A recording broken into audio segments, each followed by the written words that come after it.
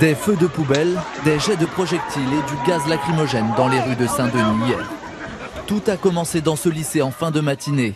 Un incendie a été volontairement allumé, suivi de ce qui pourrait être un tir de mortier artisanal.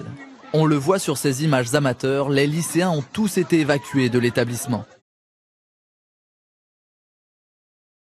Dans les médias, les politiques s'indignent du fait que pour la première fois, des faits de violence ont été commis par des élèves à l'intérieur du lycée. Aucun ne notera que pour la première fois, des policiers ont usé de gaz lacrymogène et de lanceurs de balles de défense à l'intérieur de cette même enceinte.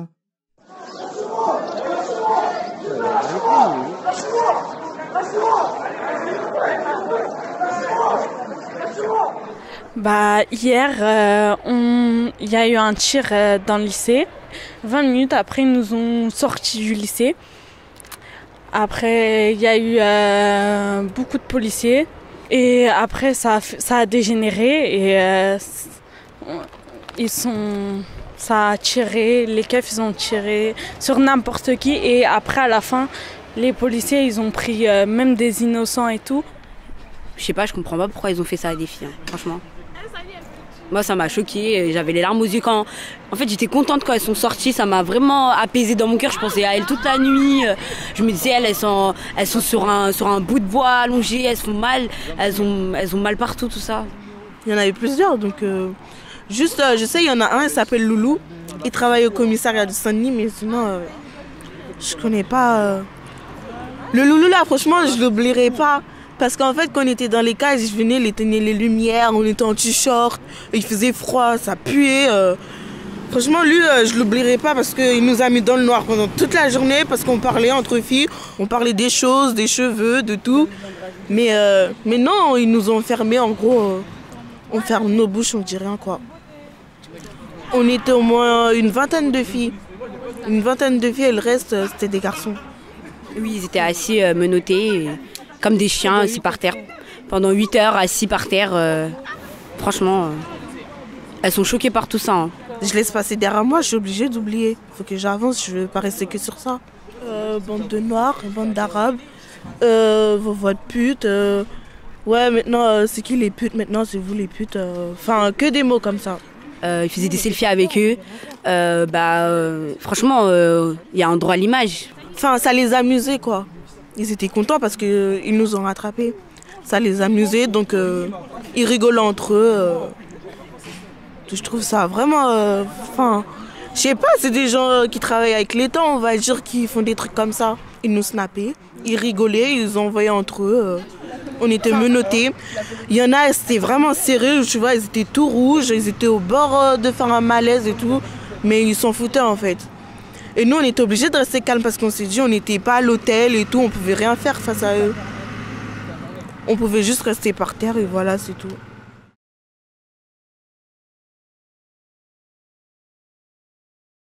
Des voyous qui agressent les forces de police au cocktail Molotov.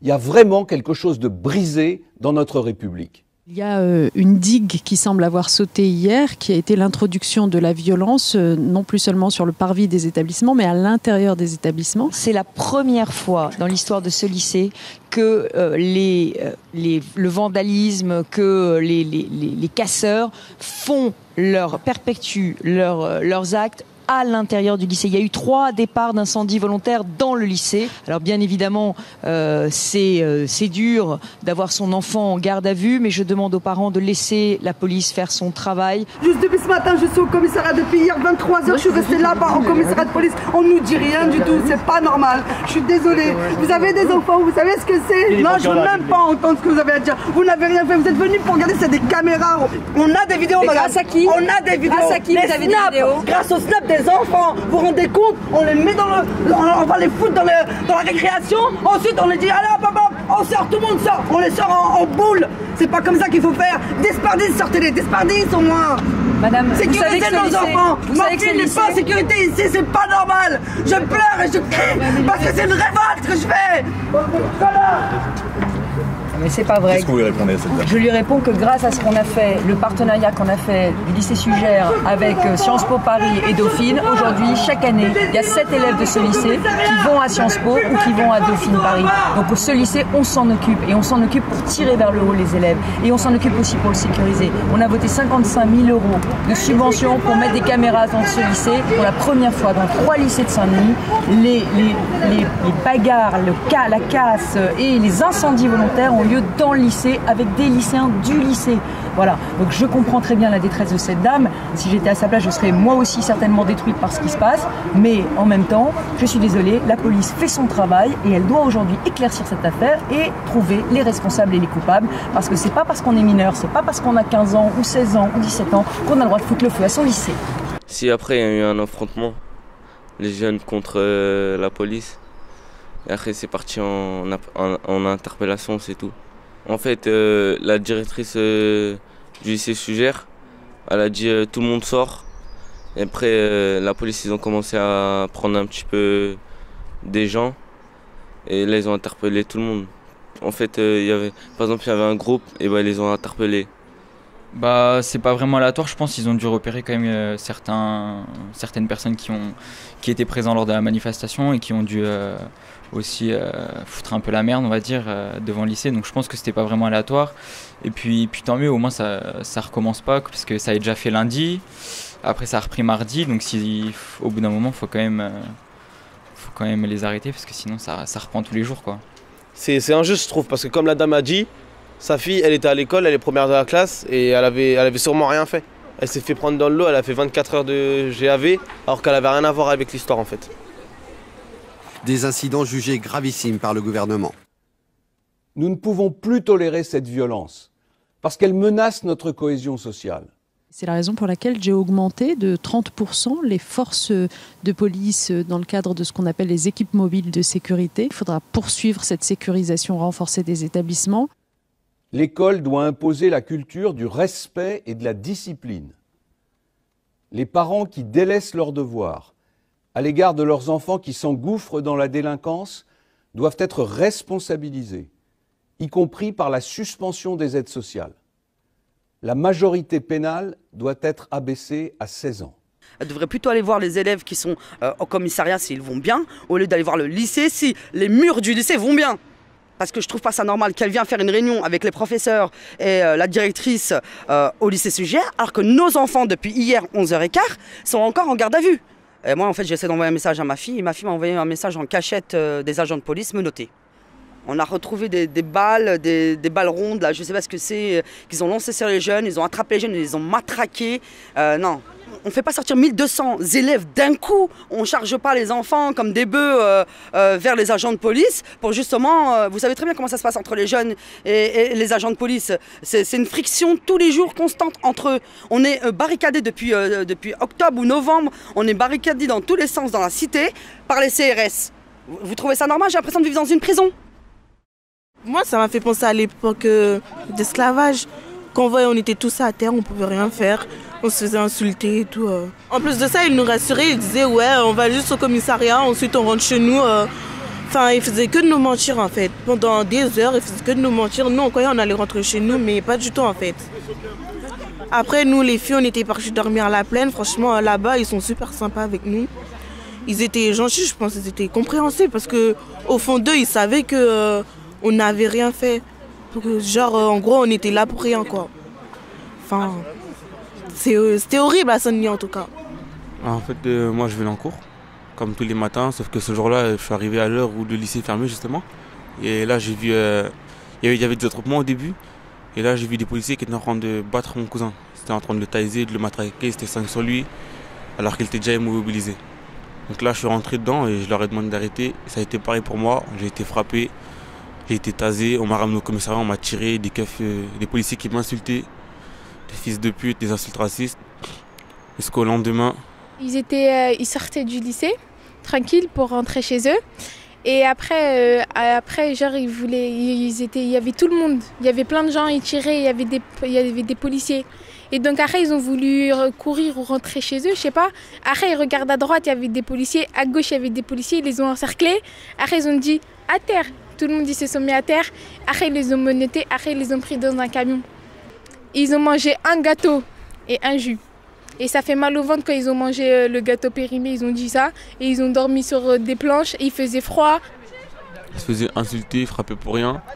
Des insultes comme ça, le fils de pute, sale noir, bamboula, mais plein de trucs comme ça. Ils disaient encore un Adama Traoré, plein de choses qui piquent pour des gens comme nous. Demander un verre d'eau, se faisait insulter.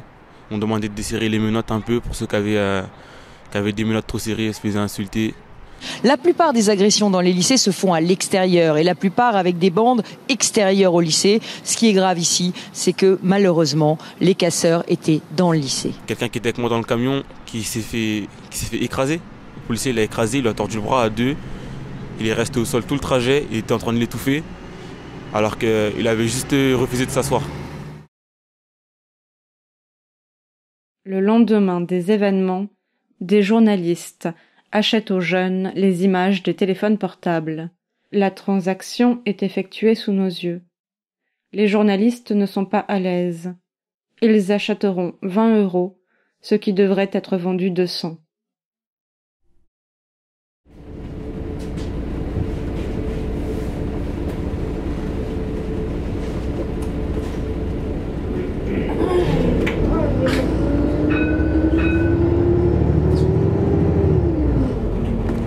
Tu vois la haine là, comme on vous l'a dit, hein, franc-maçon c'est passé nuit. Nous là, tu connais. Franc-maçon, mon gars, on représente la zone. Aïe aïe aïe. Genre, lycée Sugère, il est dans quelle zone lycée Sugère, gros? Lycée Sugère, il est au franc-maçon, mon gars. Ah, il est pas Saint-Denis, hein? Les dégâts, non, c'est pas Saint-Denis. Comme on vous a dit, de toute façon, lycée la Saint-Denis, regardez les vitres là, ils sont bien, tout. Ça donne une bonne image, ça. Je pense que les lycéens, ils ont raison de ce qu'ils ont fait. Parce que pour venger Théo. Et voilà. Moi j'ai confiance aux lycéens. C'est souvent nous qui se faisons attraper. On se fait souvent mettre en GAV. Souvent pour rien. Moi-même j'ai été mis en GAV alors que j'avais rien fait. Et voilà, ça nous arrive souvent. C'était l'année dernière, il y a une violente bagarre à côté d'une épicerie et on m'a pris dans l'eau, pareil que ce qui s'est passé hier. La moindre des choses, c'est maintenant de sévir, voilà, car il est devenu maintenant une habitude, par jeu quasiment, compte tenu du laxisme qui a été celui des gouvernements et de l'impunité, du sentiment d'impunité qu'ont ces voyous, de décider de tout casser. Ça n'est plus admissible. Les policiers avec nous, ils sont pas gentils en fait. Hein. Ils nous interpellent, ils nous insultent. En fait, ils sont plutôt violents avec nous, plus qu'avec d'autres gens. Et donc, les lycéens, ils ont décidé de manifester et je pense qu'ils ont raison un peu. Franchement, je pense que tout ce qu'ils ont fait, c'est justifiable. Parce que ce qui nous arrive à nous, ça arrive à très peu de gens et voilà. Ils sont tout le temps là, en fait, ils nous surveillent, ils nous contrôlent. Et bizarrement, ils contrôlent que nous, en fait, que notre génération. C'est difficile à expliquer un peu. Il y a eu beaucoup de tirs, surtout, il y a eu beaucoup de blessés. Ils ont tiré sur n'importe qui, hein, même des innocents. Même si t'es là, comme ça, tu passes, ils t'attrapent. Les policiers, ils ont embarqué un élève qui n'avait rien fait pourtant. Ils l'ont maltraité, tout ça. Ils l'ont pris par le cou, ils ont commencé à le mettre par terre, tout ça. Ils ont dit bouge pas, alors que lui, déjà de base, il n'était pas en train de bouger. Après, voilà. Et ils l'ont emmené en garde à vue. Après, cet après-midi aussi, devant un autre établissement ici de Saint-Denis, à Bartholdi, des policiers ont embarqué 6 filles. Et j'étais là et ils ont attrapé une fille et ils l'ont mis par terre, ils étaient à 3 sur elle. Et ils ont commencé à lui mettre des gifles, ils ont commencé à lui mettre des coups de pied, ne bouge pas, tout ça. Alors que la fille, elle n'avait rien fait, elle a commencé à dire lâchez-moi, elle était en pleurs. Et il profitait de ça. Après, un moment, il y a monsieur même, il a pris un taser, il l'a pointé sur sa cuisse. Et voilà, et à ce moment-là, elle a arrêté de bouger, il l'a embarqué. Ah, moi, ça va mieux. Franchement, c'était compliqué parce que c'était ma première garde à vue. Moi aussi, je découvre. La police, ils sont pas là pour nous protéger, on va dire qu'ils font juste leur travail et qu'aujourd'hui finalement il n'y a rien qui se passe alors que la police ils nous ont frappés.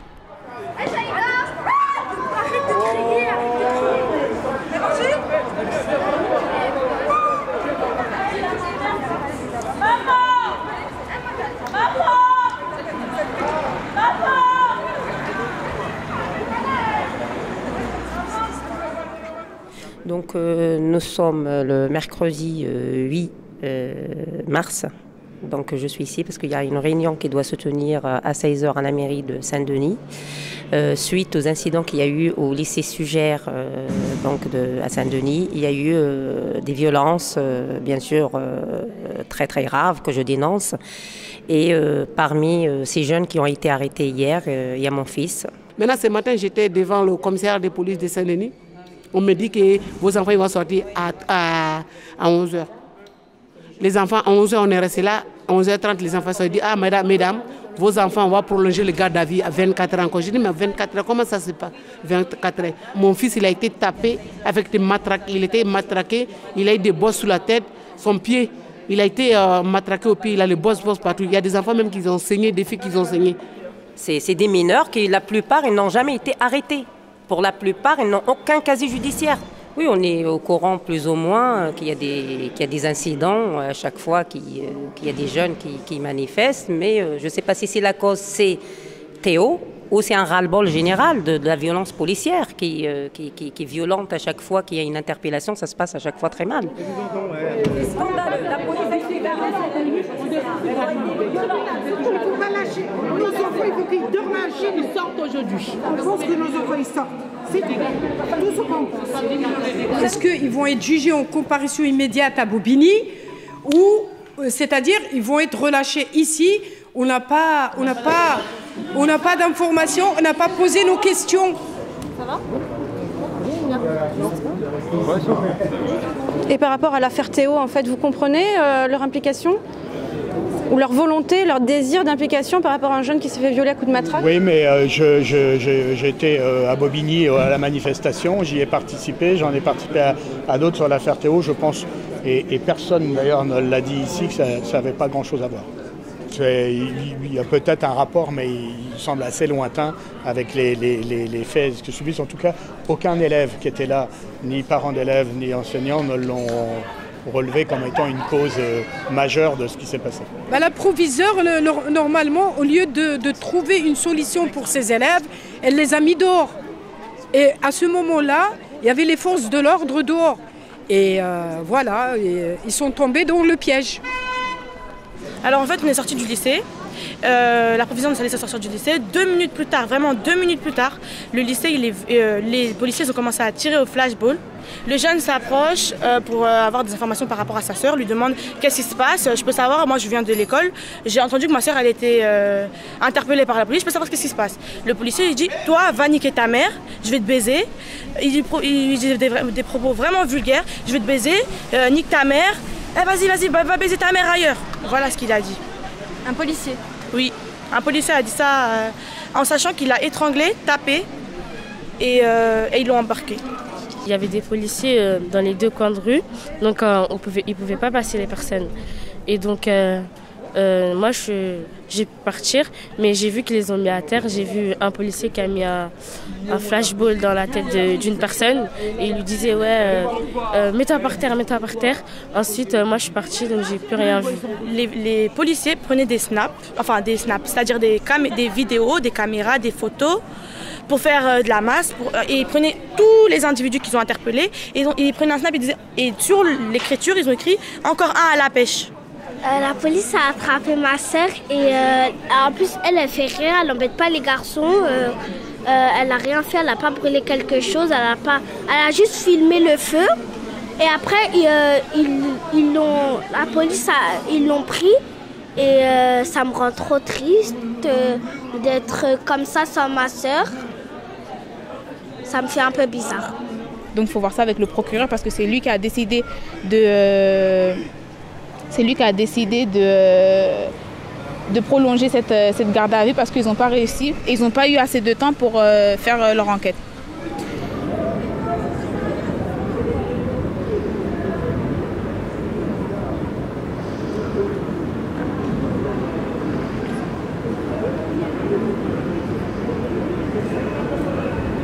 S'il vous plaît, libérez Maria. S'il vous plaît, libérez Youssou. S'il vous plaît, libérez Violette. S'il vous plaît, libérez Naïssa. S'il vous plaît, libérez Mariam. S'il vous plaît, libérez Youssou. S'il vous plaît, libérez Amadou. Amadou. S'il vous plaît, libérez Kaoussou. Kaoussou. S'il vous plaît, libérez Youssou. Youssou. S'il vous plaît, libérez Naïssa. Naïssa. S'il vous plaît, libérez les enfants. Les enfants. Ils n'ont rien à voir avec tout ça. Tout ça. On leur dit rien à voir. C'est bon, là, il est 19h.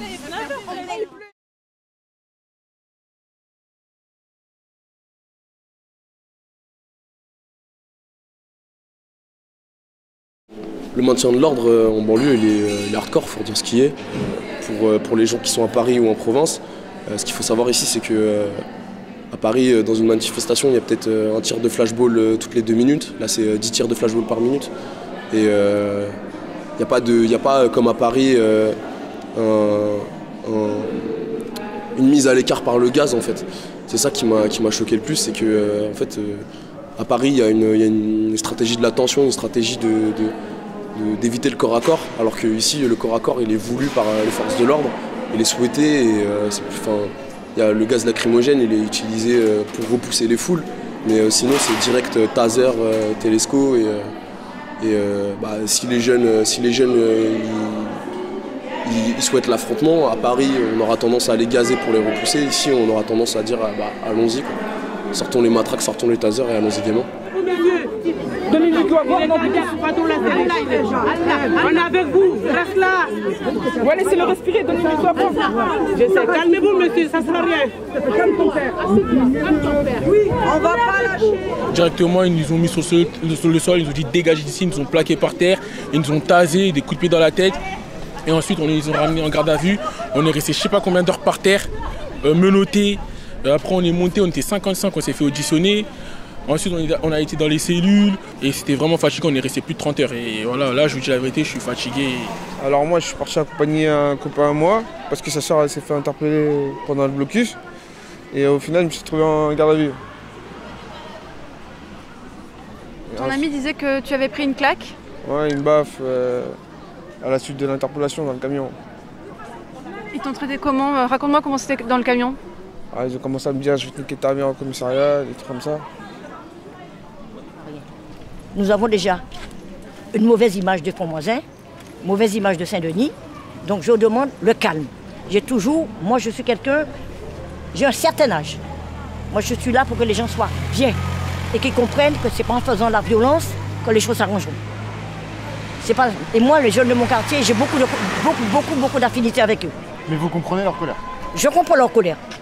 Étant donné que mère, grand-mère, arrière-grand-mère, je comprends énormément les colères. Parce que je voyais mon petit-fils, ma petite-fille, je pense que j'aurais fait pareil qu'eux.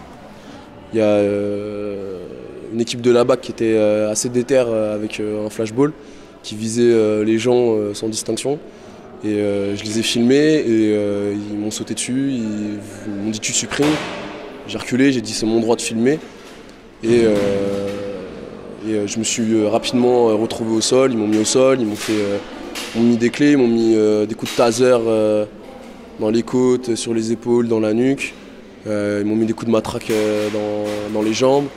Ils m'ont passé à tabac, ils ont récupéré mon téléphone, ils m'ont mis à l'abri des téléphones pour pas que ça soit filmé. Et ensuite, ils m'ont appuyé sur la mâchoire et ils ont essayé de m'étrangler pour avoir le code de mon téléphone. Ils ont réussi à débloquer le téléphone sans le code. Ils ont supprimé les vidéos. Et ensuite, quand ils ont vu que j'étais un peu amoché, au début ils ne voulaient pas m'embarquer, mais quand ils ont vu que j'étais amoché, ils m'ont embarqué. Là, je sors juste du tribunal. J'ai eu un rappel à la loi pour rébellion. Et voilà quoi, même l'OPJ est rigolé, puisque dans le procès verbal, les policiers stipulent que la nature de l'intervention sur ma personne était déclenchée par le fait que je filmais. Sauf que la loi française stipule La loi française dit qu'on a le droit de filmer des fonctionnaires de police dans l'espace public, en intervention ou pas, état d'urgence ou pas. Et donc du coup, j'ai plus les preuves puisqu'ils ont réussi à supprimer les vidéos sous le coup de la force. Et ils ont justifié mon interpellation et ma mise en garde à vue par un fait de rébellion. Ils disent que j'ai été hostile et que je me suis débattu pendant l'interpellation. En fait, c'était une rafle, quoi. Faut dire ce qui est. J'ai pas envie d'utiliser des mots trop forts pour rire, mais il y avait vraiment une volonté de frapper dans le tas et d'attraper ceux qui couraient le moins vite ou ceux qui étaient les moins farouches à l'approche de la police, quoi. Et 55 interpellations, on n'a jamais vu ça enfin si, on a déjà vu ça. Mais là, dans les récentes semaines, on n'a jamais vu ça d'un coup, d'un seul. Et là, on voit le bien. Ils ont pris tout ce qu'ils pouvaient et après, ils se sont dit on va faire le tri. Si on a des vidéos, tant mieux. Si on a des preuves, tant mieux. Mais le but, c'était de frapper fort, c'était d'intimider, de faire peur, de blesser. Parce que de blesser dans les têtes et de blesser les corps. Et voilà, quoi. Moi, comment dire, la police, on en a besoin quand il y a des viols, des cambriolages, des trucs machin. Mais moi, j'en ai vraiment marre que la police en Seine-Saint-Denis, notamment à Saint-Denis, elles sont en sous-effectif et que du coup, les seules missions qu'elle ait, ce soit le maintien de l'ordre ou de faire peur aux gens qui leur font peur à eux.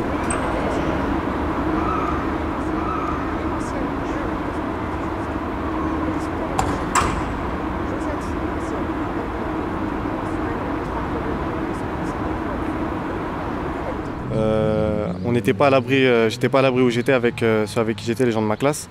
Donc on a décidé de se réfugier dans un endroit où il y avait un angle. La police ne nous voyait pas et ceux qui jetaient des pierres sur la police ne nous voyaient pas non plus. On est resté 2-3 minutes, c'est là que la police a jeté des fumigènes, ils ont commencé à charger.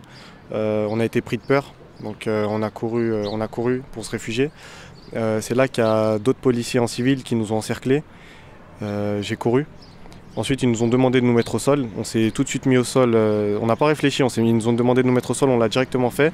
Malgré ça, il y a des policiers, et un en particulier dont je me rappelle, il a pris la crosse de son flashball. Il a commencé à distribuer des coups à tout le monde. Suite à ça, j'ai vu ça. J'ai pas voulu chercher d'histoire. J'ai dit si je tente quelque chose, je vais m'en prendre un moi aussi. Donc je me calme, je me mets au sol. C'est là qu'il y a un policier en casque et tenue qui est venu. Il m'a donné une gauche. Il m'a cassé l'arcade sourcilière droite. Et il est reparti, je l'ai plus revu. Voilà. Ensuite, on m'a laissé en sang pendant une quinzaine de minutes. J'ai demandé aux policiers si moi je restais comme ça. On m'a dit ferme ta gueule. Ensuite, il y a un policier, je pense que ça devait être leur chef. Il est venu, il n'était pas là au début, il est venu, il m'a vu en sang, il leur a dit lui on le prend en priorité et on lui ajoute rébellion. Il n'était pas là au début, comme ça. Ensuite, on m'a ramené dans un camion et on m'a ramené au poste de police à Saint-Denis et on m'a laissé pendant plus de 2-3 heures comme ça, sans rien, jusqu'à que je voie le médecin.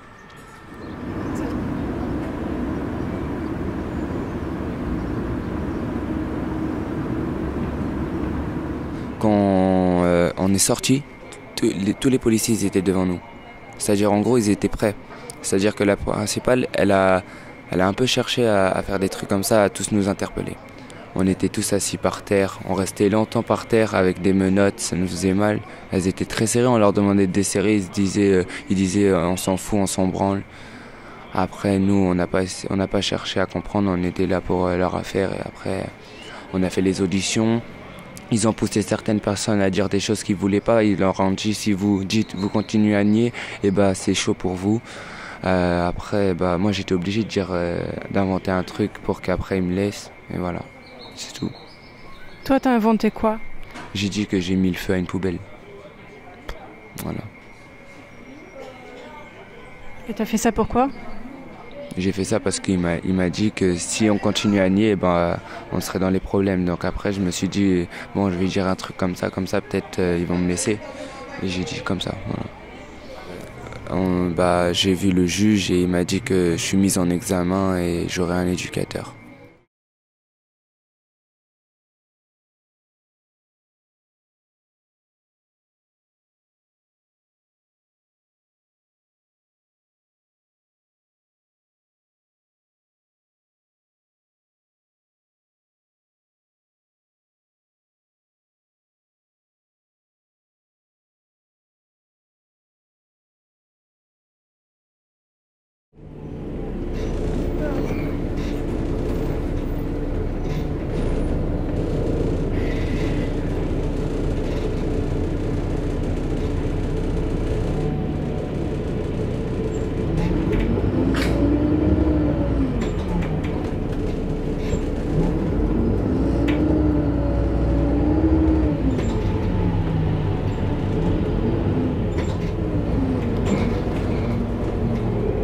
porte de Paris.